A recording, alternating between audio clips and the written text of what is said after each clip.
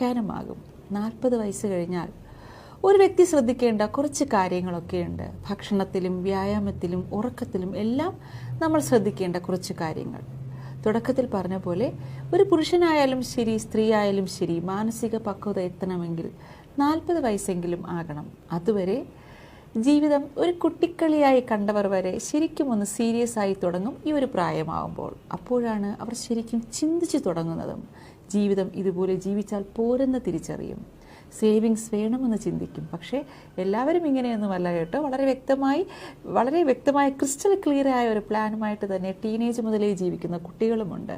പക്ഷേ കൂടുതലും ഒരു 40 വയസ്സൊക്കെ ആവുമ്പോഴാവും അതുവരെ അടിച്ചു പൊളിച്ച് നടന്നവർ പോലും ഇനി ഇങ്ങനെ ആയാൽ പറ്റില്ല, ചിലവൊക്കെ ഒന്ന് ചുരുക്കണം, സേവിങ്സ് ഒക്കെ വേണം എന്ന് ചിന്തിച്ചു തുടങ്ങുന്നതും. കുട്ടികളുണ്ടെങ്കിൽ നമുക്കൊരു 40 വയസ്സാവുമ്പോഴേക്കും കുട്ടികളെല്ലാം മുതിരുകയും ചെയ്യും. അവർക്ക് വേണ്ടി സമ്പാദിക്കേണ്ടതുണ്ടല്ലോ എന്ന ചിന്തയും വരും.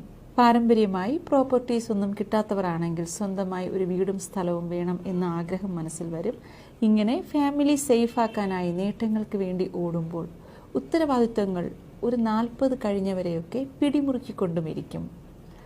കൂടുതലും പുരുഷന്മാർക്കായിരിക്കും, അതായത് കുടുംബനാഥന്മാർക്കായിരിക്കും സ്ട്രെസ് കൂടുതലും. പുരുഷന്മാർ മാത്രമല്ല, കുടുംബനാഥന്മാരായ സ്ത്രീകളുമുണ്ട്. ഇങ്ങനെ സ്ത്രീ ആയാലും പുരുഷന്മാരായാലും കുടുംബം സേഫ് ആക്കാൻ ഓടുമ്പോൾ അവരുടെ കൂടെ കൂട്ടുകാരായി മാറുന്ന ചിലരുമുണ്ട്. മറ്റാരുമല്ല, ചില രോഗങ്ങൾ, അനാരോഗ്യങ്ങൾ, ആരോഗ്യ പ്രശ്നങ്ങളൊക്കെ.